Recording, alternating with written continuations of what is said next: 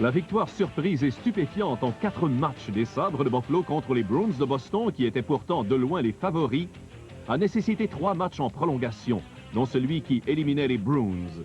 Cette demi-finale n'est pas la seule qui se joue en surtemps. Les Blues de Saint-Louis, eux aussi en quête d'une victoire en 4 matchs, d'un balayage.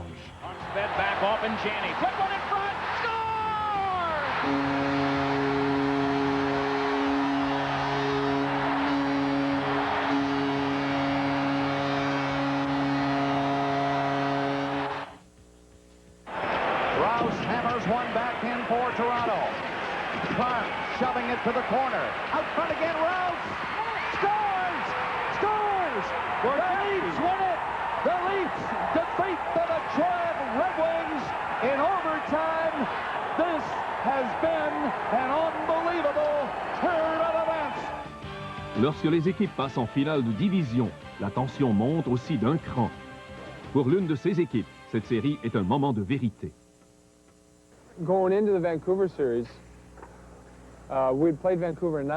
Avant la série contre Vancouver, nous avions joué 9 matchs contre eux et nous en avions perdu 7. Et là, nous avons perdu le premier match. Lorsqu'on perd un match de hockey, on se dit que c'est fait, c'est fini, on se reprendra le lendemain. Mais ils nous ont battus à plate couture. Le match s'est terminé 5-2. Puis Barry est venu après le match. Et pour faire une histoire longue courte, après son discours, j'avais l'impression d'avoir gagné, que c'était 1-0 pour nous. Barry a joué un rôle crucial dans cette série. Here's Robitaille, Vancouver zone, Robitaille to Gretzky, scores! Wayne Gretzky got it on the left wing side from Luc Robitaille. Babbage is checked by Gretzky. Sandstrom's going for the net. Gretzky, now it goes in, it's deflected in off the defenseman. And Gretzky just slides it in. Career goal number 100. Au 4e match, on perdait 7-2 avec 3 minutes à jouer. Et Marty continuait à jouer dur, avec des mises en échec sévères, tellement qu'il a écopé d'une pénalité. Et l'autre équipe n'a pas tellement réagi à ça, tandis que nous, ça nous a donné, mais vraiment donné un coup de fouet, comme si on avait tous grandi d'1 pouce. Et ça, c'était un point tournant de la série. Curry throws it back to the net for Robitaille. Robitaille for Curry, shoots! Saved by McLean. Robitaille wrap around the tip. Knocked back of the goal. Robitaille has it again, out front for Shewchuk. He scores! Gary Shewchuk, the most unlikely hero. Barry a dit qu'il faisait confiance à tout le monde, du numéro 1 au numéro 27. Et qui marque un but? Bert Shewchuk. C'était un but important parce qu'il nous a vraiment donné du cœur au ventre. Parce qu'au 6e match, c'était 5-3, je pense. Et 51 tirs contre 27. C'était plutôt encourageant comme pointage.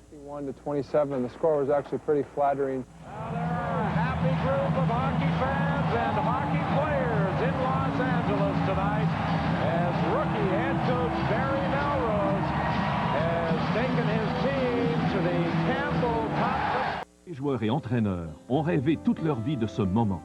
Ils n'ont jamais été aussi près du but, gagner la Coupe Stanley. J'en rêve depuis l'âge de 4 ans. Jusqu'à présent, ça me semblait quelque chose d'inaccessible. J'ai grandi à Montréal et j'ai vu Montréal gagner plusieurs Coupes Stanley. Je me souviens quand on était en voiture et qu'on voyait passer Jacques Lemaire ou Yvan Cournoyer, c'était comme des grandes vedettes de cinéma.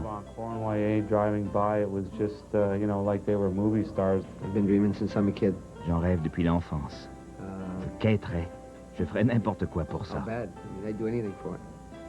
Tant qu'on n'a pas gagné, on projette l'image d'un perdant. Mais quand on gagne, on conserve le titre de gagnant toute sa vie. Quand on arrive près du but, il faut tâcher de gagner. Une victoire ou un échec, ça dure toute la vie. C'est mieux de gagner. Lorsqu'on parle de la Coupe Stanley, comment ne pas songer d'abord au Forum de Montréal? En Amérique du Nord, aucun autre édifice de hockey n'a un héritage plus riche, plus célébré. Au Forum de Montréal, les légendes du hockey sont bien vivantes et la tradition du hockey est éternelle. Henri Richard on the left wing. Henri Richard coming out in front. A shot and a goal! The Montreal Canadiens have defeated the Chicago Blackhawks and are the 1971 Stanley Cup champions. Jacques Lemaire gets the goal that wins the Stanley Cup in 4 great game for the Montreal Canadiens. Mais les adversaires du Canadien se demandent toujours si le Forum n'est pas hanté. Les fantômes se promènent-ils vraiment dans l'édifice et sur la glace? Depuis que je porte les couleurs du Canadien cette année, je vis des moments qui sont uniques, comme si les dieux du hockey de Montréal nous aidaient. Et les autres équipes s'en rendent compte aussi, surtout lorsque le match est serré et surtout en prolongation. On se mesure aux traditions, aux grands héros de l'histoire du hockey et je pense que ça nous donne un petit quelque chose de plus. En 1993, le Forum de Montréal est encore une fois l'hôte de la finale de la Coupe Stanley. Pour les fervents partisans des Canadiens, c'est un moment qu'ils attendent avec impatience depuis 1989. L'alignement des joueurs, players, line-up, le programme. Nous sommes à quelques secondes du début du match. Henri Richard présente la Coupe Stanley à la foule du Forum, lui qui a gagné cette coupe 11 fois.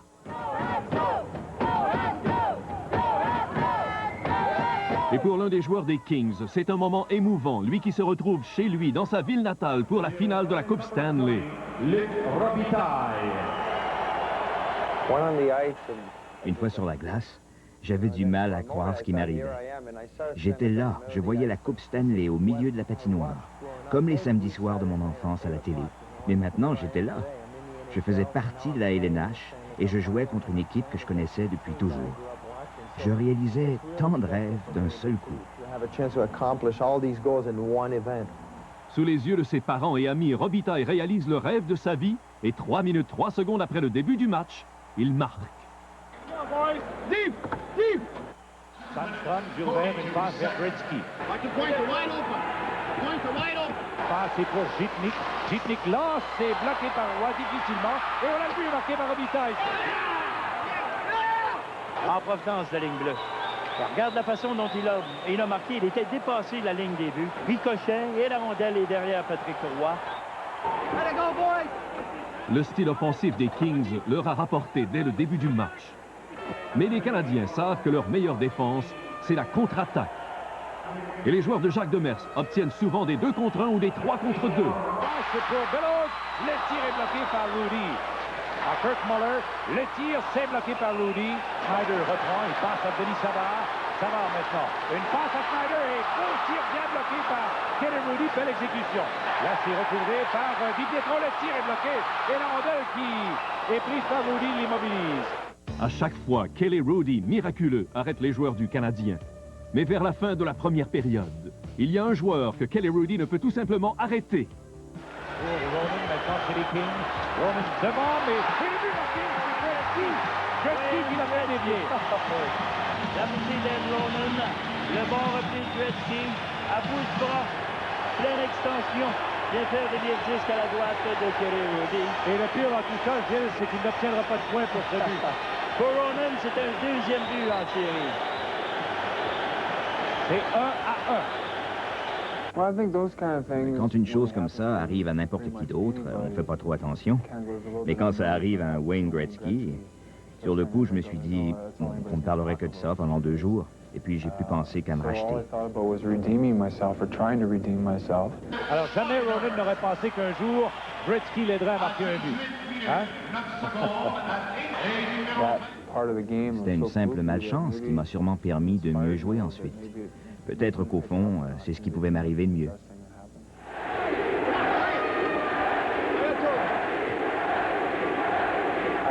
Et j'ai demandé à mon voisin sur le banc, mais qu'est-ce qu'ils disent? Je croyais qu'ils criaient quelque chose en français sans savoir qu'ils disaient Gretzky. Et puis j'en ai ri. Les spectateurs de Montréal m'ont toujours soutenu, ça fait partie du jeu. Si j'avais été dans la foule, j'aurais crié ça moi aussi. Deuxième période, à égalité 1-1, Gretzky fait taire la foule du Forum. Vient de se tromper. Gretzky s'élance et touche le poteau. Le retour est Gitnik qui s'est fait voler un but par Roy. Là, c'est Gretzky qui reprend. Paisiblement remet jusqu'à Blake. S'avance. Un retour de Robitaille et le but! Oh, quel jeu ici. Encore Luc Robitaille. Tout d'abord, le jeu de la part de Gretzky qui alimente Blake. Pour Wayne Gretzky, la soirée est loin d'être terminée. Il participe aux 2 buts suivants. Et cette fois, les 2 buts sont marqués dans le bon filet, celui des Canadiens. Voilà, Roy. Il fait de la rondelle là. Brisebois, il y a eu confusion. Gretzky en profite pas, c'est couru le but! On avait joué derrière le filet. Brisebois était lent à réagir. Roy vient bloqué le disque, il a laissé derrière. Et là, ben, c'est Bellows et Gretzky qui font la course. C'est finalement Bellows qui a rabattu la rondelle derrière lui. Voilà Gretzky, le but ouvert et voilà le filet. Il avait peu d'angle. Mais non. Il le savait. Quelques pieds avant la ligne des buts. Et son tir a été précis. La foule du Forum est stupéfaite et silencieuse. Les Kings ont réussi un exploit remarquable. Ils sont venus au légendaire Forum de Montréal gagner le premier match. Je pense que nous avons un peu pas mal secoué Montréal. Ils ne s'attendaient pas à une équipe aussi agressive. Ils ont l'habitude d'équipes plus décontractées. Notre style à nous, c'est l'affrontement direct, face à face. Ça leur a causé quelques problèmes. Mais leur gardien de but est excellent et ils vont réagir. À partir de maintenant, ils vont jouer mieux. La performance de Patrick Roy a été décevante, mais ça se comprend. Tout de suite après le match, il avait un rendez-vous très important avec son épouse. On était à peu près 11h30 lorsque j'ai quitté le Forum. Ma femme et moi, nous devions être à l'hôpital à minuit. Quand on est arrivé, ils ont provoqué l'accouchement. Nous avons attendu jusqu'à 4 heures du matin, puis les contractions ont commencé. Ça s'est passé assez rapidement. Ma femme est chanceuse. Le bébé est né très vite et la grande contraction a eu lieu vers 6h30 ou 7h. À 8h moins 10, notre fille est née. C'est heureux que ce soit arrivé pendant la finale de la Coupe Stanley parce que je n'avais pas le temps de penser au match. Ma fille occupait presque toutes mes pensées. Et c'est ce qui m'a motivé quand tout a été terminé. Je suis un peu fatigué parce que je n'ai pas beaucoup dormi, mais je suis motivé. Je vais jouer pour elle et pour ma famille. Mes 2 autres enfants sont à la maison et ils comptent beaucoup pour moi.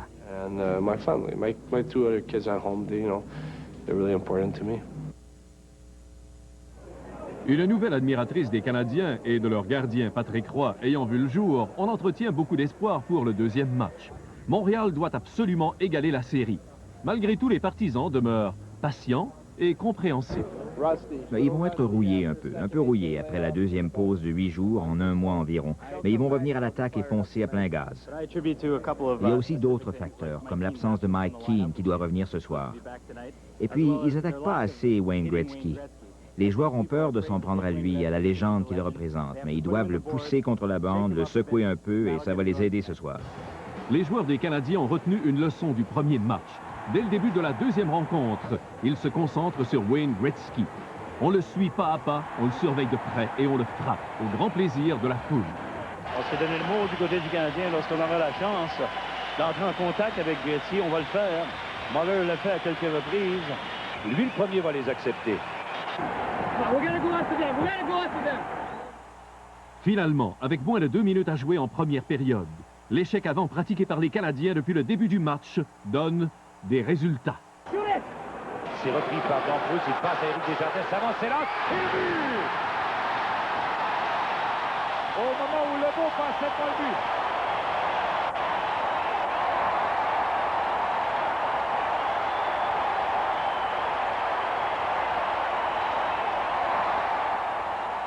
Avec une avance d'1 but, le Canadien entreprend la deuxième période en tentant de creuser l'écart à 2-0 grâce à un avantage numérique. Mais c'est alors que Patrice Brisebois commet une erreur à la ligne bleue. C'est repris par Brisebois, mais mauvais jeu. Et là, c'est Taylor qui décante. Taylor, rattrapé par Holler, il lance et compte! L'erreur de Brisebois, Claude, qui va coûter le but. Un beau lancer de la part de Taylor. Keep going, boys. Stay up. Forget that, boys. Forget it. Let's go. Let's keep going here. Come on, boys. Okay, boys. La réaction des Canadiens est prévisible. Ils mettent encore plus de pression sur Kelly Hrudey. Mais le gardien de but des Kings ne faiblit pas.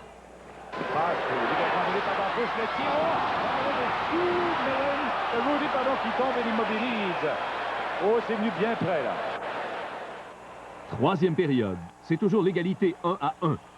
Mais à 8 minutes 32, c'est la mêlée, un premier arrêt de Roy, et les Kings qui marquent. Venu frapper à la porte, Roy résistait à l'autre, Roy avait perdu son bâton. Et on n'a pas frappé autour du filet également. J'étais en possession de la rondelle et je l'ai envoyé à Tony derrière le filet. Il a fait une feinte pour tenter de compter et Roy a baissé son bâton. La rondelle a ricoché dans l'intervalle, elle est restée là et d'un revers de bâton, je n'ai eu qu'à la pousser dans le filet. On était très contents de marquer ce but.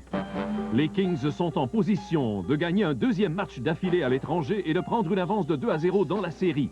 Plusieurs fois, les Canadiens envahissent la zone adverse, mais chaque attaque est repoussée par les Kings, qui préservent leur mince avance de 2-1. Et Carbonneau ouvre sa réaction après le jeu. Le Canadien a doublé les tirs au but des Kings depuis le début de la première période. 32-16 favorisant le Canadien. 2 minutes 29 secondes. C'est long pour les Kings, mais bien court pour le Canadien. Jacques Demers se prend alors un risque énorme afin de changer l'allure du match. On demande le mesurage du bâton de Marty McSorley. Oh, on mesure un bâton, celui de Marty McSorley. Alors, ça peut coûter une pénalité. Aux Canadiens. Aux Canadiens, ce n'est pas vrai. Si le bâton est légal, oh là.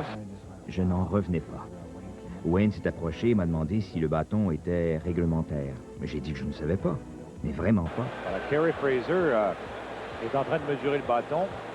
Est-ce que le bâton est bon? Non. On le retire alors. 2 minutes à McSorley. Quand Kerry Fraser m'a dit que le bâton dépassait la limite, j'ai pensé, oh non, c'est vraiment pas le moment. Temps d'arrêt demandé par le Canadien. Il demande un temps d'arrêt, ça va briser le rythme des Kings. Oh, ça a été bien pensé, ça. Oui, monsieur.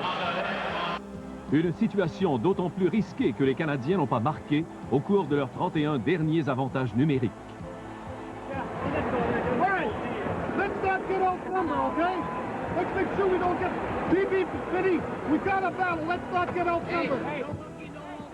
Et la question, c'est que faire de Patrick Roy? Pour Jacques Demers, c'est une décision relativement facile à prendre.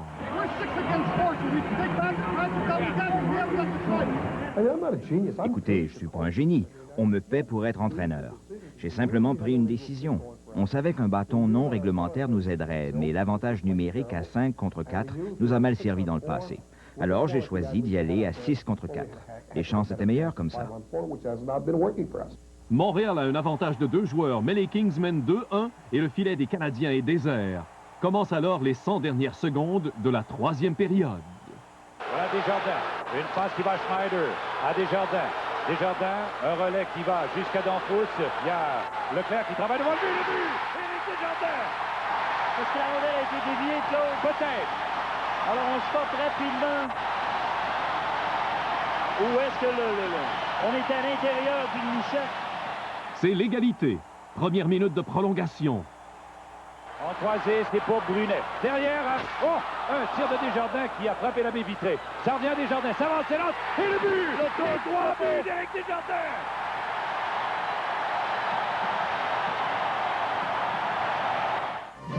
Ainsi, pour la première fois de toute l'histoire de la Coupe Stanley, un match de la série finale sera disputé à Los Angeles.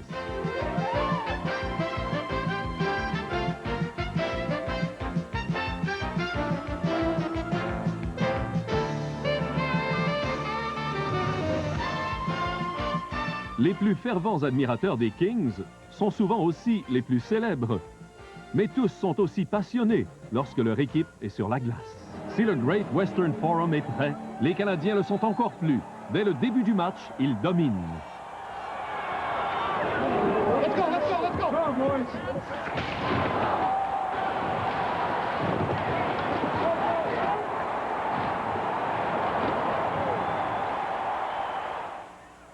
Au milieu de la première période, les efforts des Canadiens devant le filet de Rudy portent fruit. Voici Haller, le but de Carbonneau. Et le but! La rondelle a été déviée. Delos qui a fait dévier. La rondelle a touché le bâton de Delos sur un tir du poignet. Le tir qui sera dévié devant le filet. La rondelle qui touche Delos et qui glisse sur Kelly Rudy. Ce sera le seul but de la première période. En deuxième période, les Canadiens utilisent la même tactique. Et ils avaient vu juste à 2 minutes 41 secondes. Gilbert Dionne trouve le fond du filet. 21 secondes plus tard, les Canadiens marquent à nouveau. Carbonneau qui applique les flancs. Réussit à remettre devant le but, le tir but! Mathieu Schneider! Schneider à 3 minutes et 2 secondes. On savait ce qui nous attendait, que ce serait un grand spectacle à Los Angeles. Et il fallait se concentrer sur le travail à accomplir, et c'est ce qu'on a fait. On a joué dur pendant la première période, et comme pendant la deuxième, je pense. Mais après avoir marqué quelques buts, je pense que nous nous sommes un peu trop détendus. Les Kings perdent 3-1 et commencent à réaliser qu'ils devront peut-être jouer comme les Canadiens. They hit us once, we hit them 3 or 4 times. Là, sur le plan posé pour Keane. Keane lève dans les airs et oh! T'as vu Hardy? Il est venu chercher Keane, il l'a aperçu au dernier moment et a sauté pour essayer d'éviter le pire. Parce que la baie vitrée est tombée. Ouais. Keane qui est passé à l'horizontale, mais plus haut que la clôture. Surveille, Et voit venir le jeu, surveille la façon dont il est mis en échec. un peu plus s'il tombait chez les spectateurs ou dans les bras de Goldie Hawn. Et c'est la mise en échec de Mark Hardy sur Mike Keane qui réveille les Kings et change complètement l'allure du match. Sandstrom à Robitaille. Robitaille toujours. Par derrière lui, une passe qui va à Gretzky. Gretzky remet devant pour Robitaille. Le tir est but! Luc Robitaille!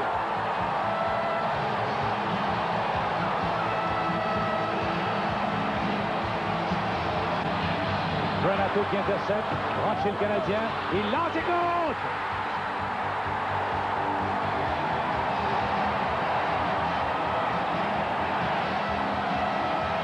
John Leclerc. Leclerc amène avec lui McSorley, mais on a pu compléter la manœuvre. Voilà Gretzky qui soulève la foule, s'avance, c'est là, et le but! Wayne Gretzky!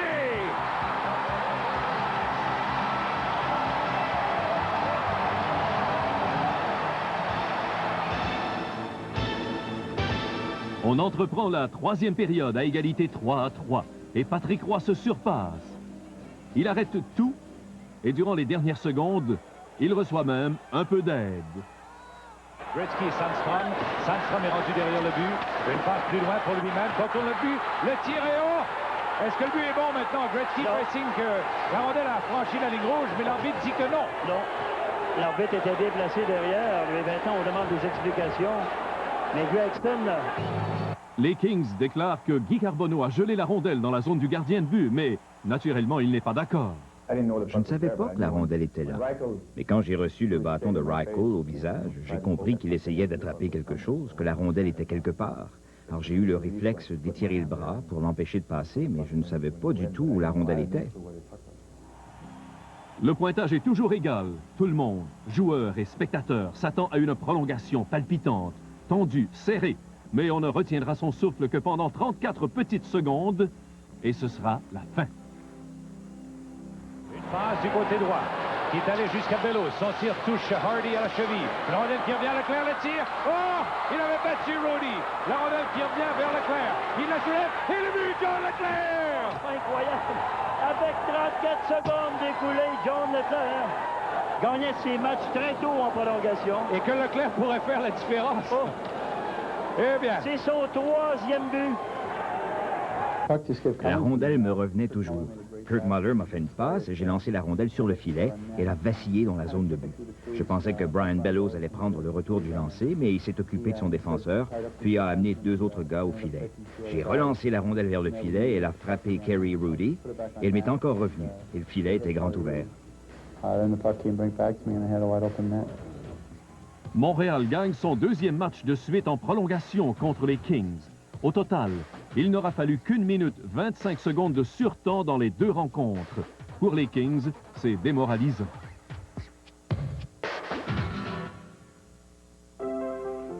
Tirant de l'arrière 2-1, les Kings tentent une approche différente. Enfin, pas si différente. Barry Melrose invite les familles et les enfants des joueurs à patiner avec eux avant le 4e match. Tout ça dans l'espoir de détendre l'équipe. OK, au son du sifflet, on y va. On patine. Je vais devoir patiner jusqu'au filet. Peux-tu faire le tour du filet? De l'autre côté, comme ça. C'est bien. Jusqu'au filet. Allez. On aime bien voir nos enfants sur la patinoire. On les voit pas assez, on est parti depuis 3 mois. Alors c'est agréable d'être avec nos enfants, de les redécouvrir, et après cette journée familiale, on retourne à la maison et on se détend. Et Tony Granato, qui a des choses à se faire pardonner, profite pleinement de cette séance de patinage en famille. Quand on participe à la finale de la Coupe Stanley, c'est un moment unique dans notre carrière. Alors on est vraiment heureux de partager ça avec notre famille. Dominique, le fils de Tony, célèbre son anniversaire de naissance et son père, en guise de cadeau, commence à lui enseigner quelques trucs pour les coins de patinoire. Happy birthday to you. Happy birthday to you. Happy birthday, dear Dominic. Happy birthday to you. Get out. Espiègle, souriant, enjoué, prêt à relever tous les défis. De toute évidence, cet enfant est bel et bien un granato. De retour sur la glace, les Kings doivent absolument gagner une partie au Great Western Forum. Mais au milieu de la première période de ce quatrième match, un vieux cauchemar revient les hanter. Chaque mise en jeu leur échappe. Avec lui au bord des joueurs, ne les met pas dans l'atelier. Voilà le but de Kirk Muller! Et la mise en jeu! Et la mise en jeu, l'erreur du joueur de centre. Ça, c'est un vrai coup de chance. J'essaie ça environ une fois sur 15 ou 20, au cas où ça marcherait. Et cette fois, le truc de Kirk Muller a fonctionné. Les Canadiens mènent 1-0 et conservent cette avance en deuxième période, jusqu'au moment où les Kings s'enfoncent encore davantage en donnant un avantage numérique aux Canadiens. Jusqu'à Dampousse du côté gauche. Akin le tire sur réception, il rate la cible, le retour. Et le but, Vincent Dampousse! Vincent Dampousse sur le retour de lancer de Mike King qui avait complètement raté le filet, Claude. Le Canadien n'a pas quitté la zone. Plusieurs jeux dangereux, mais voilà. Au Forum de Montréal, c'est l'euphorie, tandis qu'au Forum de Los Angeles, on commence à désespérer. Les admirateurs des Kings sont déçus, mais pas encore résignés. Et leur patience sera bientôt récompensée. Donnelly à son tour est contré. C'est la sortie de Gary Leeman du côté droit. Il perd. Donnelly seul, il lance. Roy fait l'arrêt. Et le but sur le retour. Donnelly, erreur de Leeman là-dessus. Erreur de Leeman sur une sortie de zone. Il prend son propre retour. Donnelly électrise la foule, mais Jacques Demers reprendra vite la situation en main. Mais pour combien de temps? Il ne reste que 50 secondes de jeu lorsque Montréal écope d'une pénalité et donne une autre chance à Wayne Gretzky et aux Kings de Los Angeles. Bien sur ses pas, Robitaille se place, il passe à McSorley. À nouveau pour Sandstrom, s'avance, s'élance, le tir qu'il est mis sur un patin. Gretzky contourne le but, Roy l'aperçoit, il bouge, et le but de McSorley!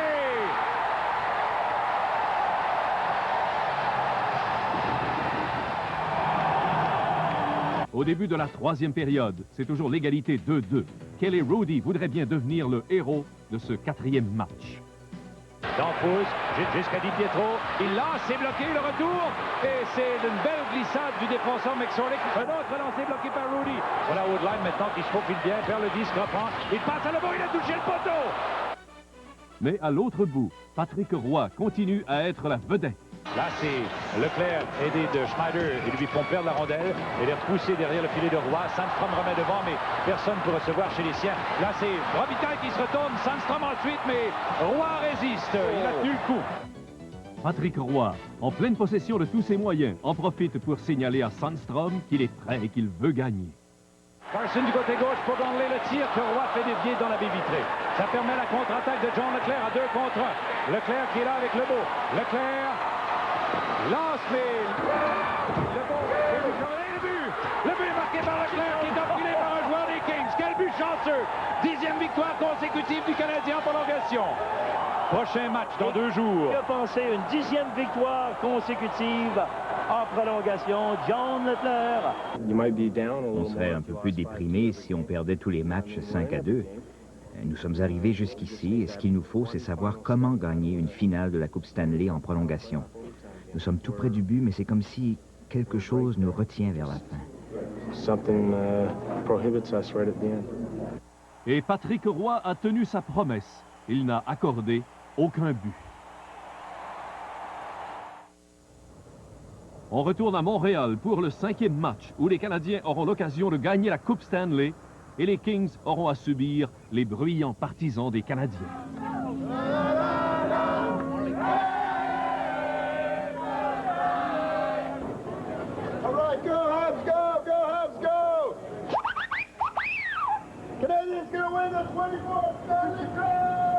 Le match va sûrement être serré, mais je sais que les Canadiens vont gagner. Et comme ils ne seront plus au Forum d'ici 2 ans, les fantômes vont sûrement travailler en surtemps ce soir. Oui, je pense que c'est ce soir que ça va se passer. Les Canadiens sont détendus. Avant le match, Patrick Roy fait même cadeau de son bâton à un jeune admirateur. Mais ce n'est pas le bâton miraculeux, le bâton fétiche dont il se sert depuis le début des séries éliminatoires de cette année. On a l'impression que le Forum a été bâti pour des soirées comme celle-là. Les héros du passé se joignent aux héros du présent. On va sortir très fort de cette rencontre. Personne ne veut retourner à Los Angeles, faire un voyage de plus, continuer de s'inquiéter. Ce serait extraordinaire de gagner à domicile devant nos partisans. Ce serait électrisant. Et puis, on n'est pas vraiment payé pour jouer les matchs supplémentaires. Et les Canadiens sont plus confiants que jamais. Leur jeu d'entrée est foudroyant. Une fois de plus, ils multiplient les mises en échec. Leurs efforts acharnés, leur travail, leur balle de marquer le premier but du match. 0-0 toujours. Là, c'est Leclerc, bonne mise en échec. Lehman en profite pour s'avancer. Lehman toujours, la passe. Et le but de Di Pietro. Quel but de Lehman! Encore Leclerc, Gilles, avec une mise en échec. Toute une mise en échec sur le porteur du disque. Les Canadiens sont survoltés. Dès la mise en jeu suivante, ils viennent bien près de marquer un deuxième but. Voici Donald Dufresne devant Cooley. Une passe qui est à la Desjardins, une autre pour le bon. Voilà Danfous qui s'en va seul. Danfous lance, c'est bloqué par Kenny Moody. Quel arrêt super! Contre-attaque de Blake. Le pointage reste 1-0 jusqu'en deuxième période. Puis le défenseur des Kings, Marty McSorley, entreprend une montée qui changera l'allure du match. McSorley du côté droit, arrive en zone neutre. Une passe pour Jimmy Carson qui remet Robitaille. Robitaille derrière McSorley, le tir et le but! Beau but! Très beau but de la part de McSorley. La rondelle que je vois Claude de toucher l'intérieur du côté. Mais on demande un visionnement. Peut-être que la rondelle n'a pas pénétré à l'intérieur du but. Parce que la rondelle, si oui, c'est un quatrième but pour McSorley. Et le tir est bien précis, un lancer quand même assez haut. On va le voir de cet angle ici. Ding dong, merci, bonsoir. Mais sur le troisième ricochet. C'est la 16e fois qu'on demande. On a demandé 16 fois l'arbitrage. Mais ce regain d'énergie des Kings ne dure pas.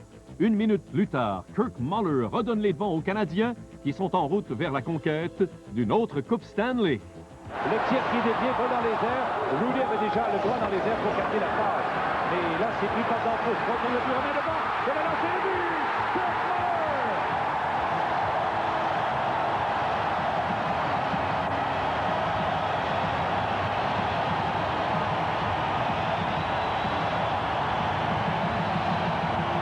Leclerc fait un coup d'œil, aperçoit Keane derrière le bon. Le tir et le but! Quel jeu de Leclerc!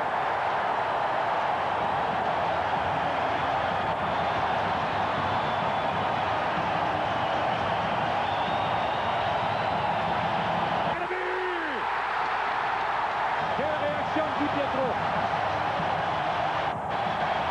Le Canadien qui remporte sa 24e Coupe Stanley de son histoire. Et c'est l'équipe qui a gagné le plus de championnats dans le monde du sport. C'est terminé. Victoire du Canadien de Montréal.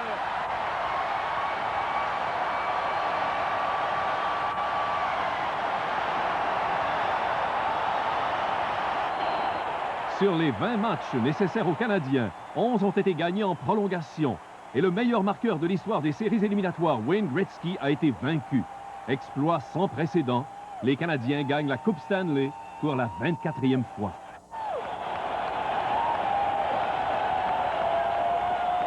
Bien sûr, il y a eu des héros individuels à chacun des matchs, mais c'est toute l'équipe qui a gagné. Une victoire d'ensemble, de cohésion, une véritable victoire d'équipe.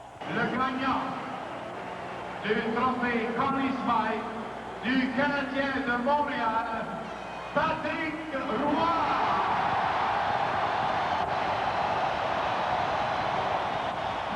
Pour Patrick Roy, un trophée amplement mérité. Pour les Canadiens de Montréal, un hommage pour toute leur organisation. Congratulations to the players, to Ron Quarry, to Serge Savard, to Jacques Demers. Guy Carbonneau, captain, please come and take the Stanley Cup. Quelle fin de saison, Claude, pour cette formation. 16 victoires en série, 4 défaites seulement.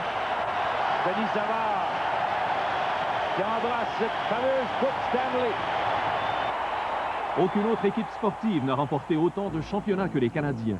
Et à l'occasion du centenaire de la Coupe Stanley, il est sans doute plus qu'approprié que ce trophée revienne à Montréal.